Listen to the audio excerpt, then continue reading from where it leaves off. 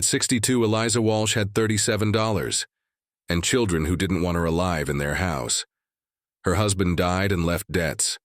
Her family left silence, and Pittsburgh left her one last gift: humiliation disguised as concern. So she boarded a train to Kansas alone, because if she was going to disappear, she would disappear on land that belonged to her. But the prairie doesn't care how brave you are. It only cares how long you can suffer without asking to be saved. Before we go any further, tell me something. Where are you watching this from? City and country? I read every comment. The funeral had been small. Her husband Thomas had died in late September after 41 years of marriage, leaving behind debts Eliza hadn't known existed, and children who spoke of duty but felt none. The house in Pittsburgh, a narrow 2-story row home that smelled of coal smoke and old wood, was sold within weeks to cover what was owed. Her eldest son, Edward, a clerk with a tight mouth and tighter fists, informed her over cold tea in his parlor that there was no room for her in his household. His wife, he said, was frail, nervous. The addition of another person, especially an older woman with no income, would disturb the balance of things. He said it as if he were solving a problem, not abandoning his mother. The younger son, Michael, had moved to California years ago and never written back. She didn't know if he was alive or dead, prosperous or broken. He had simply vanished into the West like so many young men did, chasing gold or freedom or both, and leaving behind only silence. Her daughter, Ruth, lived in Philadelphia with the accountant husband who made it clear, without ever saying it directly, that charity had limits. Ruth had visited once after the funeral, dressed in a dark blue dress that was too fine for mourning, and sat stiffly in the front room while her mother served tea. She asked polite questions. She did not offer help. When she left, she kissed Eliza on the cheek and said, "You'll be all right, Mother. You're stronger than you think." It was the kind of thing people said when they didn't want to be responsible. Edward suggested, politely but firmly, that she consider the county poorhouse. "A clean place," he assured her. "Respectable, for women of a certain age with nowhere else to go, women who had outlived their usefulness, women whose husbands were dead and whose children had moved on." Eliza had nodded, said nothing. She folded her hands in her lap and let him talk, watching his mouth move, hearing the words but not believing them. And 2 days later, she was gone. She had heard about the Homestead Act years before, land out west, free or nearly free, for those willing to work it and live on it for 5 years. She had never imagined it would apply to her. Women her age didn't file claims. They lived with family, or they lived in charity homes, or they simply faded into invisibility until death came quietly in the night. But sitting alone in that empty house after the funeral, with the walls closing in and the taste of humiliation sharp in her throat, she thought, if I'm going to disappear, let it be on my own terms. She sold what little she had left. A few pieces of furniture, Thomas's watch, her wedding ring, which no longer fit anyway. She kept only what could fit in a single trunk: 2 dresses, a coat, a Bible, a small iron pot, a blanket, needles and thread, and the letters Thomas had written to her during the war. She didn't know why she kept the letters. Maybe because they were proof that once someone had loved her. The train west was crowded and cold. She sat near the back, wedged between a young couple with a crying infant and an older man who smelled of whiskey and sweat and hadn't washed in days. No one spoke to her. She was invisible in the way aging women often are, present but irrelevant, taking up space without claiming it. The young mother beside her fussed over the baby and never once met Eliza's eyes. The man across the aisle stared out the window with the blank expression of someone trying to forget. The landscape outside the window shifted slowly from dense forests to open fields, from rolling hills to a flatness that stretched so far it hurt to look at. The trees thinned and disappeared. The towns grew smaller and farther apart. The sky grew larger, wider, until it felt like the only thing that mattered. By the 3rd day, the land had turned into something else entirely. An ocean of grass, pale gold and brown, rippling in waves under a wind that never stopped. The air smelled different here, drier, sharper, like dust and distance.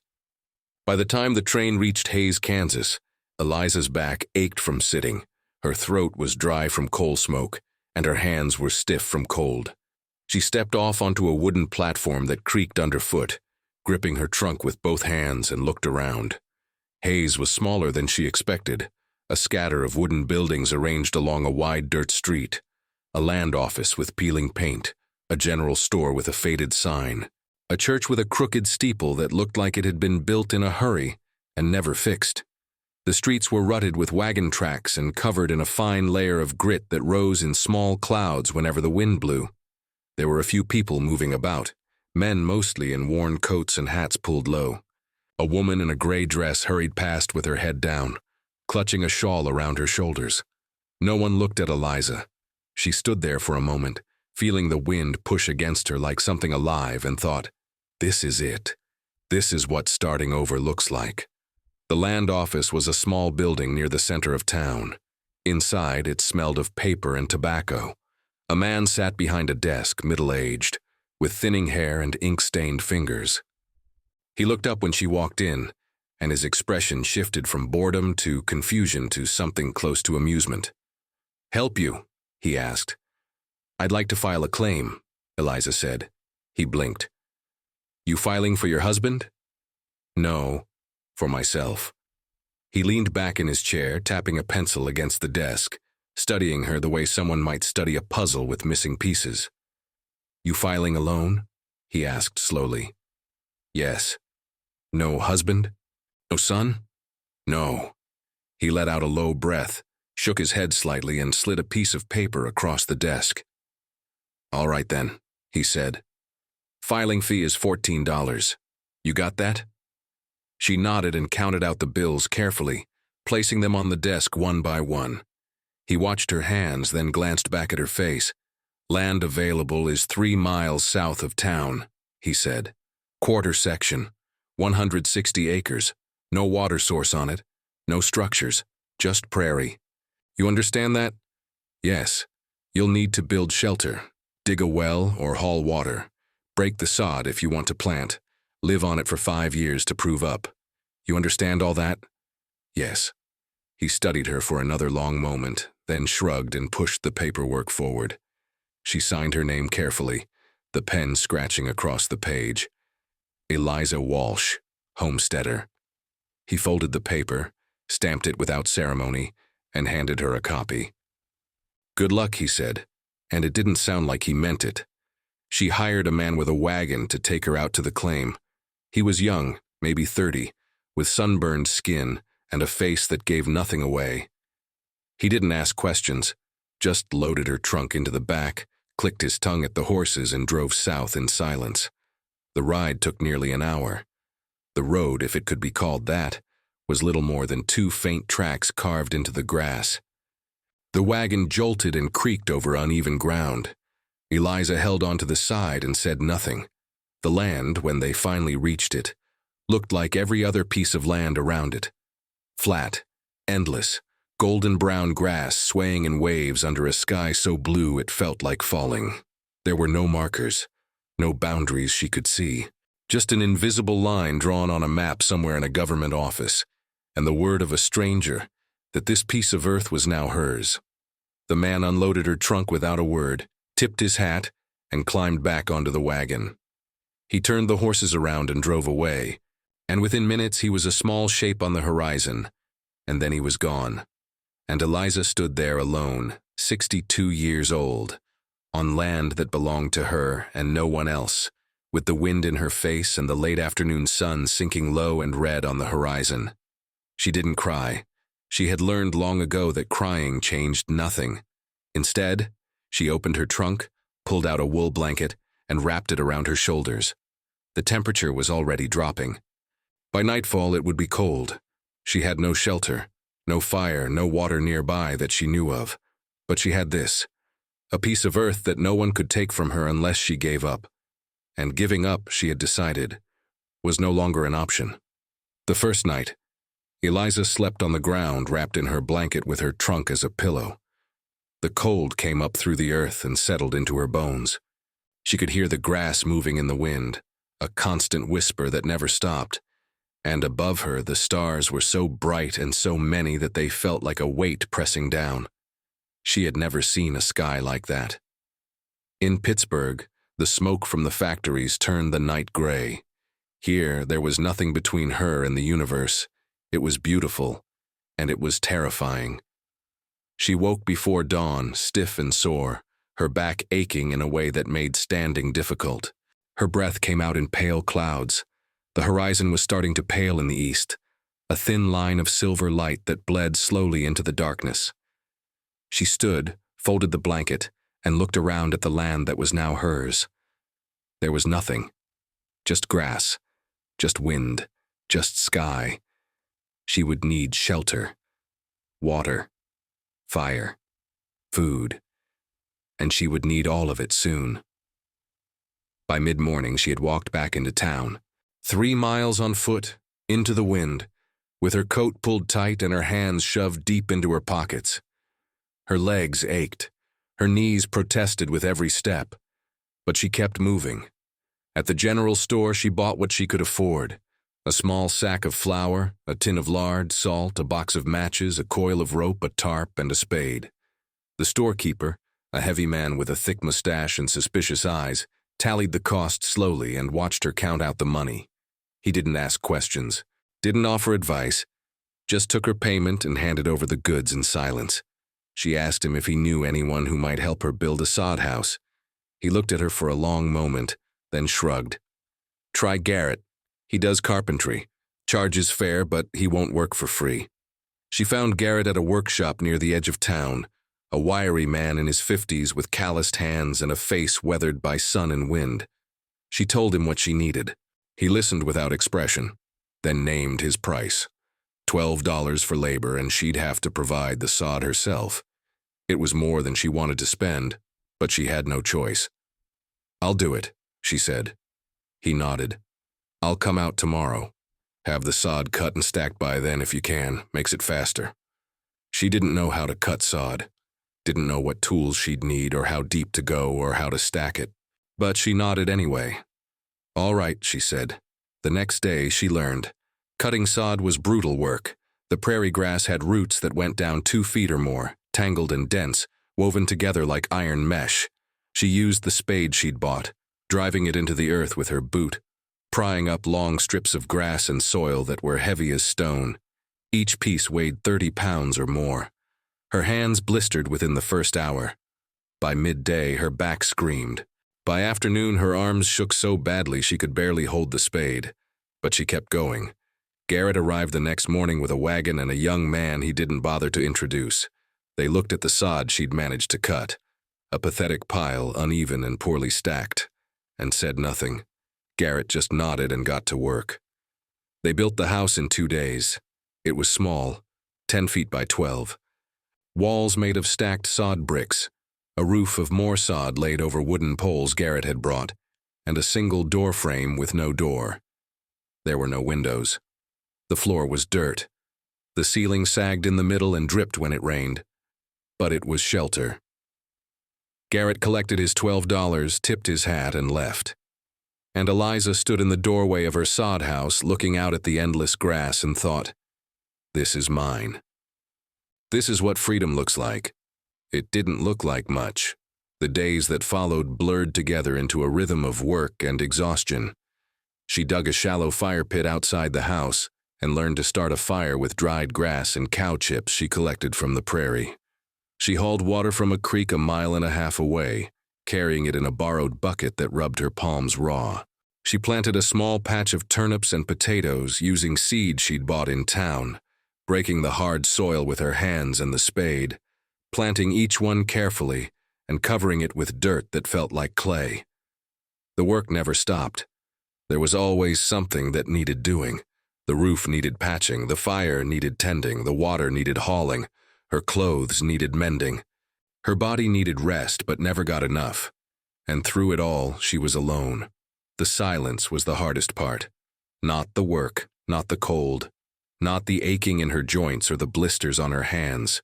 It was the silence, the absence of voices, the absence of another living soul who might look at her and see her as something other than a mistake. She saw her neighbors only once in those first weeks. A family named Mercer, a man, his wife, and 3 children, who lived 3 miles to the east. They stopped by one afternoon in a wagon, the husband driving, the wife sitting beside him with a baby on her lap. The children stared at Eliza from the back of the wagon with wide, curious eyes. The husband climbed down, introduced himself as Samuel Mercer, and looked around at her sod house and her small patch of dirt with an expression that was somewhere between pity and disbelief. "You out here alone?" he asked. "Yes." "No husband?" "No." He glanced back at his wife, who said nothing, then looked at Eliza again. "How old are you, if you don't mind my asking?" 62. He let out a slow breath and shook his head. "Ma'am, I don't mean to speak out of turn, but this land, it's hard. Real hard. A woman your age, alone." He trailed off as if the rest of the sentence was too obvious to say. "I'll manage," Eliza said. He didn't look convinced. "Winter's coming. You got enough firewood? Enough food stored up?" "I'll manage," she said again.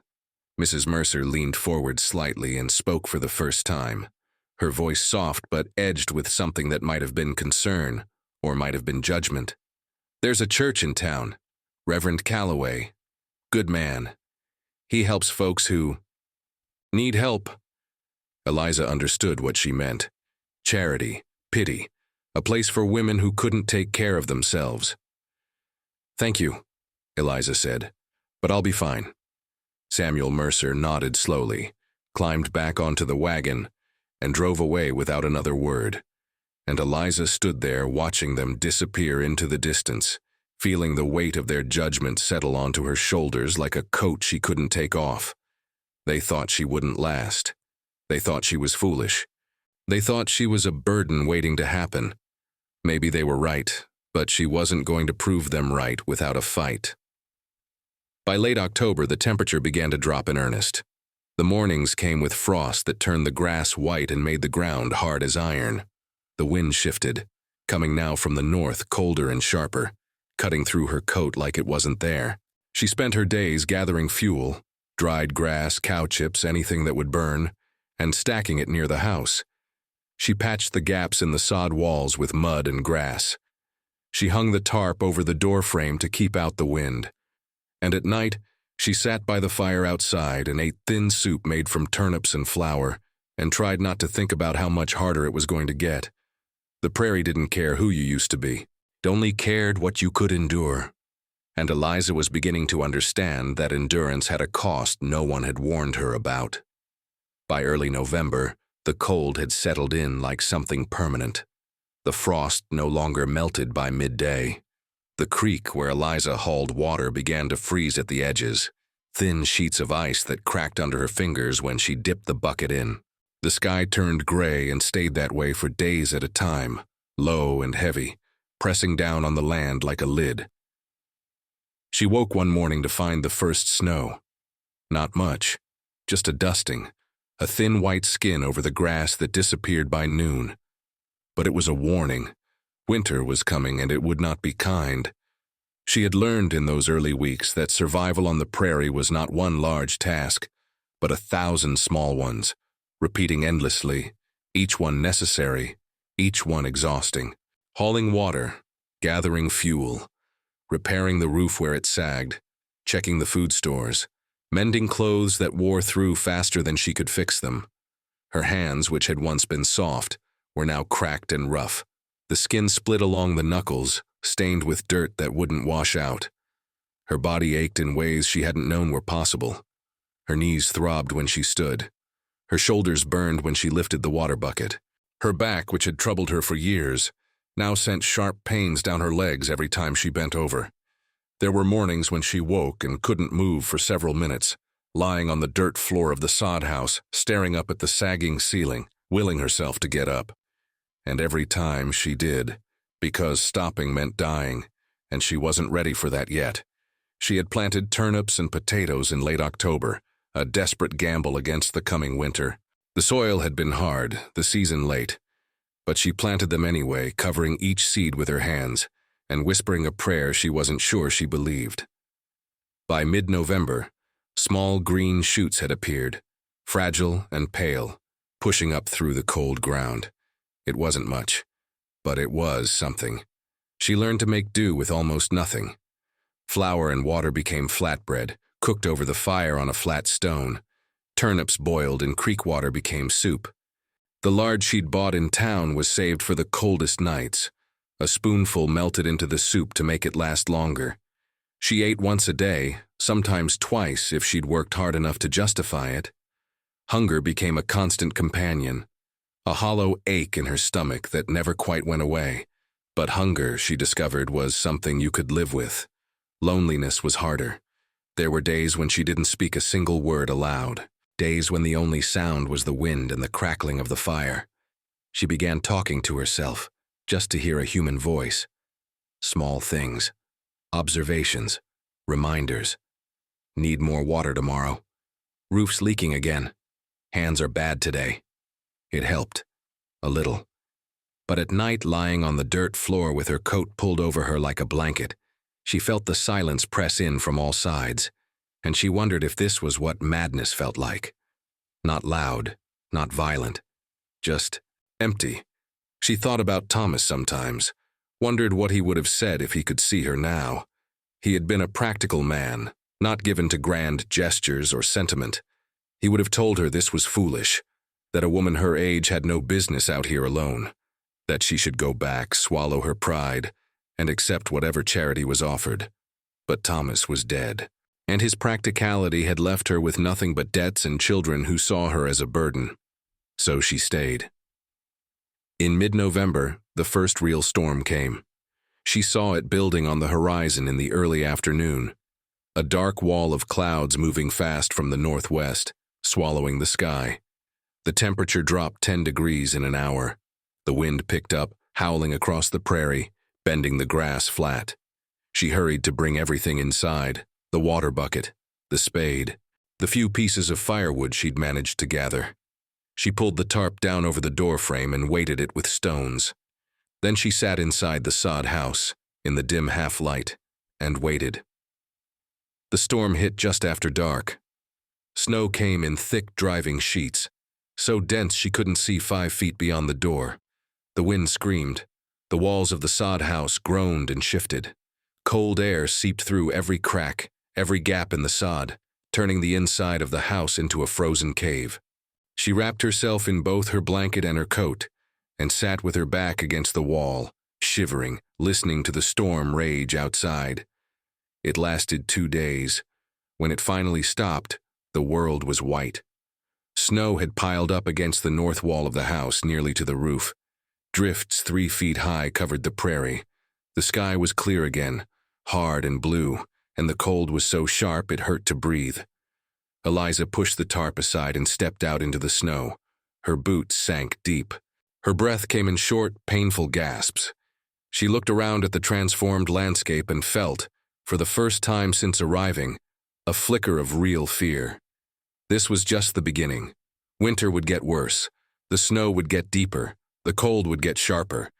And she was alone with almost no food, almost no fuel, and a body that was already failing. She stood there for a long moment, staring out at the endless white, and thought, I made a mistake. I should have stayed. I should have accepted the poorhouse. I should have let them take care of me. But even as she thought it, she knew she wouldn't go back. Couldn't. Because going back meant admitting defeat. And defeat, she had learned, was worse than dying. So she went to work. She cleared the snow from around the house. She broke the ice on the creek and hauled water. She gathered what little dried grass she could find that wasn't buried, and added it to her dwindling fuel pile. She checked the turnips and potatoes, now covered in snow, and prayed they would survive. And at night she sat by a small fire inside the sod house, feeding it carefully, one dried cow chip at a time, and ate a thin soup made from the last of her flour. The days grew shorter, the nights grew longer, and the cold settled in like something alive, something with teeth. By late November, her food stores were nearly gone. She had a handful of turnips left, a few small potatoes, a cupful of flour, no lard, no salt. The soup she made each night was little more than boiled water with a few bits of vegetable floating in it. She knew she would have to go into town soon, but the walk was 3 miles, and the snow was deep, and her body was so tired that even thinking about it made her want to lie down and not get up. Still, she had no choice. She made the walk on a clear, cold morning in early December. It took her nearly 2 hours, wading through snow that came up to her knees in places, her legs screaming, her lungs burning. By the time she reached town, she was shaking from exhaustion and cold. At the general store, she bought another small sack of flour, a tin of lard, and a box of matches. It cost her almost everything she had left. The storekeeper watched her count out the coins slowly, his expression unreadable. "You still out there alone?" he asked. "Yes." He shook his head. "You won't make it through winter." She didn't answer, just took her purchases and left. On the way out of town, she passed the church. Reverend Calloway was standing outside, a tall man in a black coat, talking to a woman Eliza didn't recognize. He saw her, said something to the woman, and walked over. "Mrs. Walsh," he said. His voice was kind, too kind. "I've heard about you, living out on that claim alone." "Yes," Eliza said. "That's a hard thing for anyone," he said, "especially for a woman your age. If you need help, the church has resources, a warm place, meals, company." She understood what he was offering, the same thing her son had offered, the same thing everyone offered, a way out, a way to stop fighting. "Thank you, Reverend," she said, "but I'm managing." He studied her for a moment, then nodded slowly. "If you change your mind, the door is always open." She walked away before he could say anything else. The walk back to the claim took even longer. Her legs felt like lead. Her breath came in short, ragged gasps. She had to stop several times to rest, sitting on her trunk in the snow, staring out at the white emptiness, wondering how much longer she could keep doing this. But she kept going, because stopping meant giving up, and giving up meant proving everyone right. By the time she reached the sod house, the sun was setting, and the temperature was dropping fast. She went inside, lit a small fire, and made soup from the flour and lard she'd just bought. It wasn't enough. It would never be enough, but it was all she had. And so she ate it slowly, savoring every thin, tasteless spoonful, and told herself that tomorrow she would be stronger. Choices had costs, even when they were the right ones. Winter loosened its grip slowly. By late February, the snow had begun to melt in patches, leaving the prairie a mess of mud and dead grass and standing water that froze again at night. The days grew longer, the sun stronger, and the wind shifted back to the south, carrying with it the first faint smell of spring. Eliza had survived. Barely. She had lost weight she couldn't afford to lose. Her clothes hung loose on her frame. Her face was gaunt, her cheekbones sharp beneath skin that had been burned dark by wind and sun. Her hands were ruined, scarred, calloused, the nails cracked and broken. But she was alive. And the land was still hers. She had planted again in early March, as soon as the ground thawed enough to break. Turnips, potatoes, a few rows of beans she'd bought with the last of her money. The work was slower now. Her body didn't recover the way it used to. Every morning she woke stiff and sore, and every night she went to bed exhausted. But she kept going, because she had made it through winter. And if she could survive that, she could survive anything. Or so she thought. By mid-April, the prairie had turned green again. The grass grew fast and thick, fed by snowmelt and spring rain. Wildflowers appeared in scattered patches, pale yellow, deep purple, white as bone. The air smelled clean and new, and for the first time in months, Eliza allowed herself to feel something close to hope. The turnips were sprouting. The potatoes were pushing up through the soil. The beans had taken root. If the weather held, if the rain came when it needed to, if nothing went wrong, she might actually have a harvest by summer.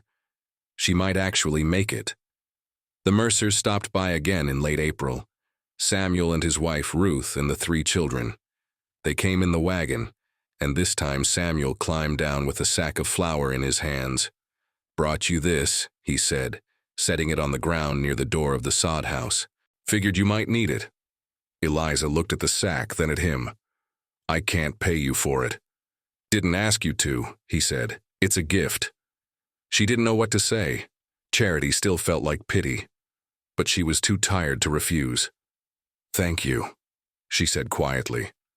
Ruth leaned forward from the wagon seat, her expression softer than it had been the first time they'd met. "You did it," she said. "You made it through winter. Most folks didn't think you would." Eliza nodded. "Most folks were almost right." Samuel smiled faintly. "Well, you're tougher than you look." He glanced around at the small patch of green where she'd planted, then back at her. "You keep an eye on the weather this time of year. Prairie fires start up once the grass dries out. Wind shifts wrong, and a fire can cover miles in an hour." "I'll be careful," Eliza said. He nodded, climbed back onto the wagon, and drove away. And Eliza stood there with the sack of flour at her feet, watching them disappear into the distance, and thought, maybe I'm not as alone as I thought. But the relief didn't last long. By early May, the spring rains stopped. The grass, which had been green and lush just weeks before, began to dry out. The prairie turned from green to gold to brown, brittle and crackling underfoot. The air grew hot and dry, the sky a hard, cloudless blue. The wind picked up, blowing steady from the south, carrying dust and the smell of something burned far away. Eliza watched the horizon every day, the way Samuel had told her to. She kept the fire small. She cleared a wide circle of bare dirt around the sod house, pulling up grass and piling it away from the walls. She filled every container she had with water from the creek and kept them near the door. But she couldn't stop what was coming.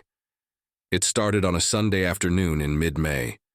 She saw the smoke first, a thin, dark line rising in the distance to the southwest. At first she thought it was nothing. A controlled burn, maybe. Someone clearing land. But then the line grew thicker, darker, spreading across the horizon like a bruise. And then she smelled it. Smoke, sharp and acrid, carried on the wind. She stood outside the sod house, shading her eyes, watching the smoke grow. It was moving, fast. The wind was pushing it north, directly toward her. Her heart began to pound. A prairie fire. She had heard about them. Everyone had. Fires that moved faster than a horse could run, that consumed everything in their path, that left nothing but ash and blackened earth. Fires that killed livestock, destroyed homes, burned people alive if they couldn't get out of the way. And this one was coming straight for her. She didn't have time to think. She moved on instinct, her body taking over while her mind tried to catch up. She ran to the creek, filled the bucket, and ran back. She soaked the tarp that covered the door and draped it over the roof of the sod house. She filled the water containers again. She grabbed the spade and began widening the circle of bare dirt around the house, tearing up grass in fistfuls, throwing it as far away as she could. But it wasn't enough. The fire was too big, too fast. She could see it now. Not just smoke, flames. A wall of orange and red and black rolling across the prairie like a living thing, devouring the dry grass, sending up towers of smoke that turned the sky dark. The sound reached her next. A low roar, like wind but deeper, angrier, mixed with the crackling snap of burning grass. It was a quarter-mile away, maybe less. She had minutes, maybe seconds. She looked around wildly, her mind racing. What do I save? What do I take? The sod house would burn. The roof was grass and wood. The walls were thick, but the door was open and the fire would find a way in. Everything inside would be gone. Her blanket, her coat, her few dishes. The letters from Thomas, the Bible. Her hand shook as she ran inside and grabbed what she could. The Bible, the letters, a dress, the small iron pot. She threw them into the center of the plowed circle, the patch of bare dirt where the fire couldn't reach, and ran back for more. But there wasn't time. The fire was almost on her now. The heat hit first, a wave of it that made her skin prickle and her eyes water. The smoke rolled in thick and choking, turning the air gray. She could barely see, barely breathe. She grabbed the wet tarp and pulled it over herself, crouching low in the center of the plowed circle, clutching the Bible and the letters to her chest, and waited. The fire hit like a freight train. The roar became deafening. The heat became unbearable. She could feel it through the wet tarp, searing, suffocating. She pressed her face into the dirt, trying to breathe, trying not to scream. The world around her was nothing but sound and heat and smoke. And then, just as suddenly as it had come, it was gone. The roar faded. The heat lessened. The smoke began to thin. She pulled the tarp off and looked up. The prairie was black. Everything was black. The grass was gone, burned down to the roots. The air was thick with ash that fell like snow. And the sod house, the roof was on fire. She staggered to her feet, her legs shaking, and ran to the creek. She filled the bucket and ran back, throwing water onto the smoldering roof. Again, and again, and again. Her arms screamed, her lungs burned, but she kept going. By the time the fire was out, the sun was setting.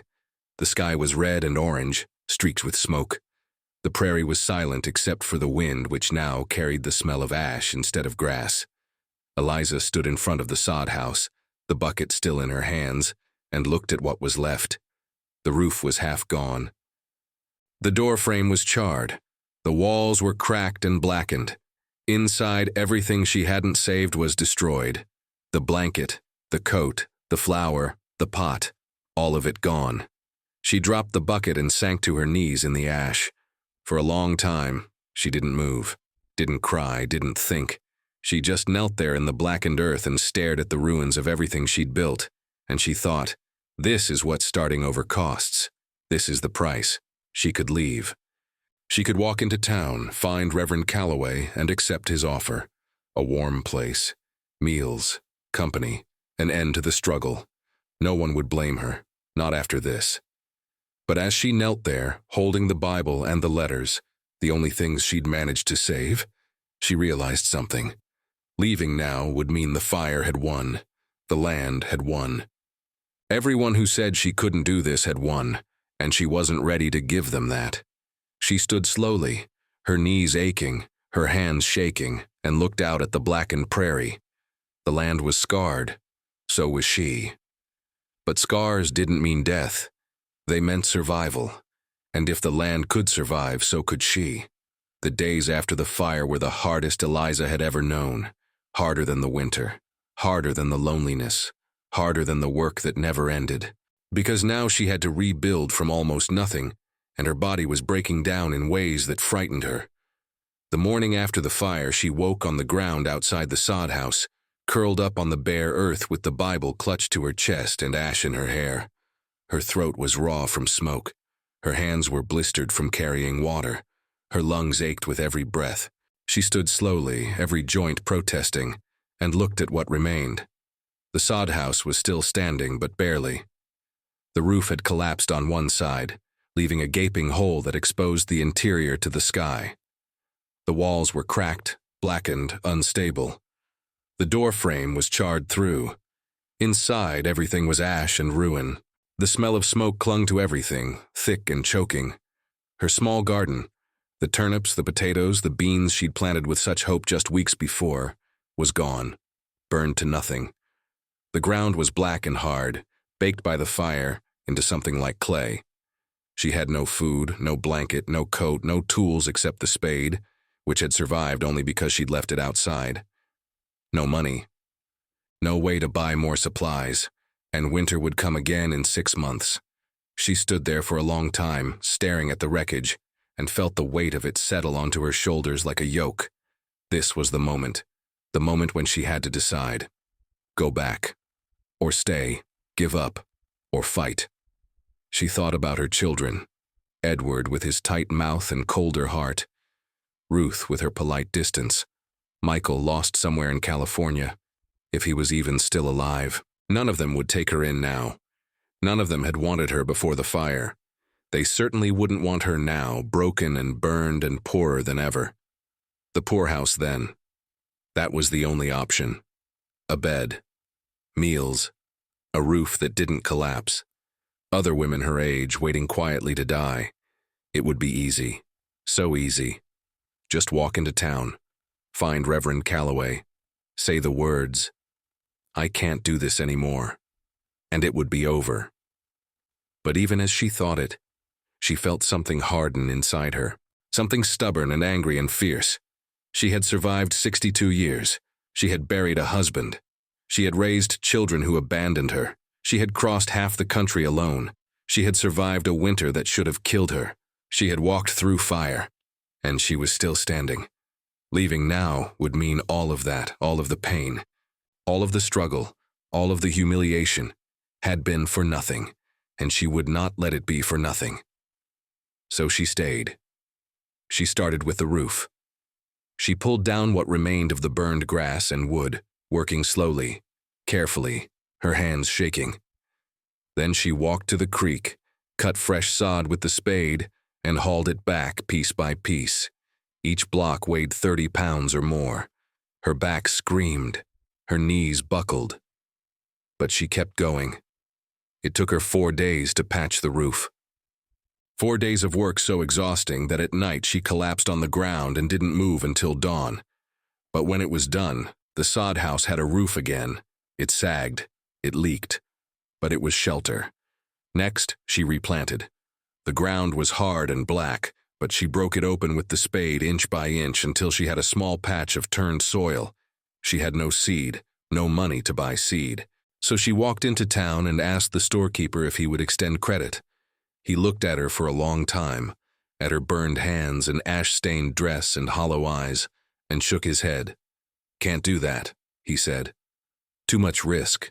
She nodded. She'd expected that. She went to the church next, found Reverend Calloway in his small office behind the sanctuary, writing a sermon by candlelight. He looked up when she entered, and his expression shifted from surprise to concern. "Mrs. Walsh," he said, standing. "I heard about the fire. I'm so sorry. Please sit." She didn't sit. "I need seed," she said. "I can't pay for it now, but I will. After harvest." He studied her for a moment, then nodded slowly. "All right," he said. "I'll see what I can do." 2 days later, he brought her a small sack of seed. Turnips, beans, a few potatoes. Not much, but enough. "This is a loan," he said gently. "Not charity." "I understand," Eliza said. "Thank you." He hesitated, then spoke again, his voice careful. "Mrs. Walsh, there are other options. Easier options. The church can help in other ways. A place to stay. A community. You don't have to do this alone." She looked at him, this kind man with his kind words and his kind offers, and felt the weight of what he wasn't saying. "You're too old. You're too weak. You're going to die out here." Maybe he was right. Maybe she was. But she wasn't ready to admit it yet. "I'll manage," she said. He nodded, tipped his hat, and left. And Eliza planted again. By June, the prairie had begun to recover from the fire. The grass grew back in patches, pale green shoots pushing up through the blackened earth. Wildflowers returned. The air smelled clean again, no longer thick with ash. Eliza's garden grew too. Slowly, the turnips sprouted, the beans climbed. The potatoes sent up green leaves that swayed in the wind. But she was failing. Her body, which had carried her through so much, was finally breaking down. Her hands, which had been strong once, now shook constantly. The blisters had turned to scars, but the scars split open again with every day's work. Her back, which had ached before, now sent sharp, stabbing pains down her legs that made walking difficult. Some mornings, she couldn't stand at all. She would lie on the dirt floor of the sod house, staring up at the sagging roof, and wonder if this was the day she wouldn't get up.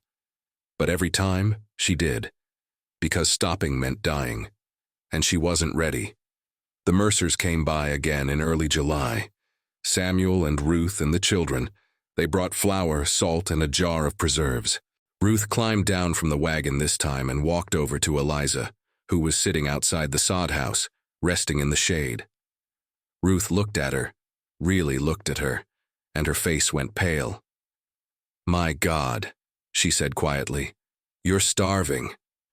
Eliza shook her head. "I'm managing." "No, you're not," Ruth said. She turned to Samuel. "Look at her. She's dying." Samuel climbed down, studied Eliza with a frown, and nodded slowly. "She's right.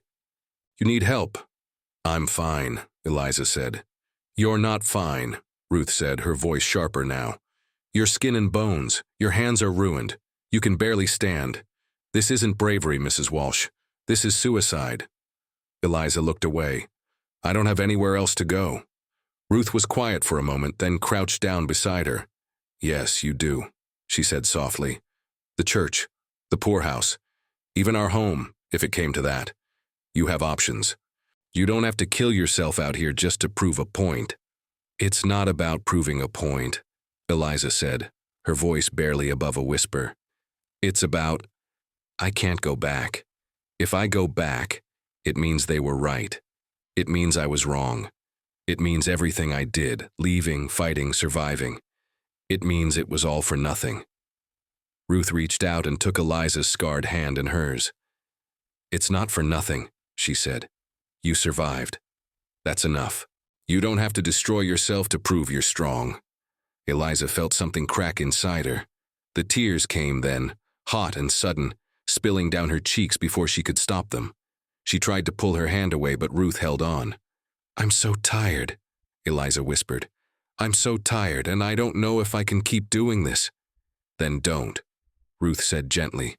"There's no shame in stopping, no shame in asking for help." Samuel spoke up from behind them, his voice quieter than usual.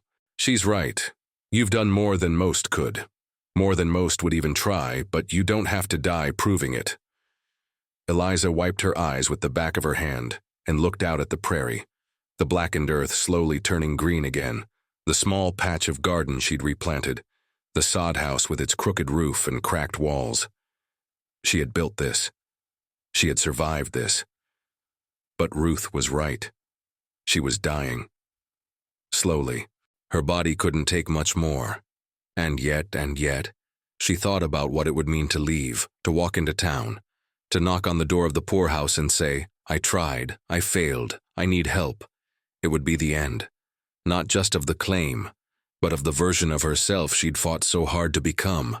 The woman who didn't need anyone, the woman who could stand on her own. But maybe that woman had been a lie from the start. Maybe strength wasn't about standing alone. Maybe it was about knowing when to bend. She looked at Ruth, at Samuel, at the children watching quietly from the wagon. "I need time," Eliza said quietly. "Just let me think." Ruth nodded. "All right. But we'll check on you again. Soon." They left the supplies and drove away. And Eliza sat there in the shade of the sod house, staring at the horizon, and thought about what it meant to survive. Some loneliness is clean. The other kind stains you from the inside. That night she lay on the dirt floor and stared up at the ceiling, and for the first time in months, she let herself imagine what it would be like to stop fighting, to rest, to eat a full meal, to sleep without waking in pain, to be warm, to be safe. It sounded like heaven, but it also sounded like surrender. And she still wasn't sure which one she could live with. Eliza didn't leave. She woke the next morning, stiff and aching, and made her decision without ceremony. She would stay. Not because she was strong. Not because she had something to prove, but because leaving felt like a death she wasn't ready to die.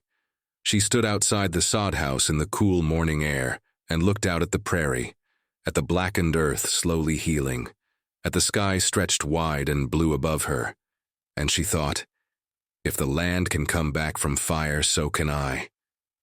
The work continued. It always did. But something had shifted inside her. She stopped trying to do everything alone. When the Mercers came by again a week later, she accepted their help. Samuel spent an afternoon repairing the worst of the cracks in the sod walls, while Ruth helped her harvest the first of the turnips. They were small, twisted, pale things, but they were food, and food meant survival. Ruth brought her a blanket the next time she visited. An old one, patched and worn, but thick and warm. "You'll need it come winter," she said. Eliza took it without protest. "Thank you," she said quietly. "You're learning," Ruth said with a faint smile. By late July, the garden had begun to produce in earnest. The turnips came up one by one, small but edible. The beans ripened on their vines. The potatoes, when she dug them up in early August, were the size of her fist. Not large, but enough. She stored them carefully in a hole she dug beneath the sod house, lined with grass to keep them cool. It wasn't much, but it was hers, and it was enough to survive on. She bought a few chickens in August with money she earned doing mending work for women in town. 3 hens, scrawny and bad-tempered, but they laid eggs. Not every day, but enough. She built a rough coop from scrap wood Samuel brought her, and every morning she collected the eggs with hands that shook less now, that hurt less, that were slowly healing. The prairie began to look different to her. Not an enemy, not a punishment, just a place. Hard and unforgiving, yes, but also honest. The land didn't lie. It didn't promise what it couldn't give. It simply was. And in that, there was a kind of peace. By September, the air had started to cool again. The grass turned gold. The sky deepened into the hard, bright blue of autumn. Eliza stood outside the sod house one evening, watching the sun set in a blaze of red and orange, and realized something she hadn't expected. She was still alive. And more than that, she wanted to stay alive. The winter that followed was hard, but not as hard as the first. She had food stored. She had firewood stacked. She had a blanket and a coat she'd mended a dozen times. The Mercers checked on her every few weeks, and Reverend Calloway stopped by once a month with flour or salt, or whatever the church could spare. She learned to accept help, learned that accepting help wasn't the same as giving up, and slowly, painfully, she learned what it meant to survive not in spite of other people, but because of them. By the time spring came again, the prairie had transformed. The blackened earth was gone, covered over by new grass, bright green and thick. Wildflowers bloomed in waves, yellow, purple, white. The air smelled clean and new, and when the wind blew it carried the scent of rain and growing things. Eliza planted again. Turnips, potatoes, beans. This time she planted more, and this time she knew what she was doing. The garden grew strong. The chickens laid eggs. The sod house, patched and repaired and reinforced, stood firm against the spring storms. And Eliza, scarred and bent and tougher than she'd ever imagined she could be, stood in the doorway and looked out at the land that had tried to break her and failed. She was 63 now. Her hands were ruined. Her back would never stop hurting. Her face was lined and weathered, burned dark by sun and wind. She would never be young again, never be strong again in the way she'd once been. But she was here, and the land was hers. One afternoon in late April, Samuel and Ruth came by with their children. They brought news. The county was growing. More homesteaders were arriving. A new school was being built 2 miles east. They were looking for someone to help with cooking and cleaning. "Pays a little," Samuel said. "Not much, but steady." Eliza thought about it. Thought about what it would mean to have money again, to be part of something, to have a purpose beyond simple survival. "I'll think about it," she said. Ruth smiled. "You've come a long way, Mrs. Walsh." Eliza nodded slowly. "So has the land."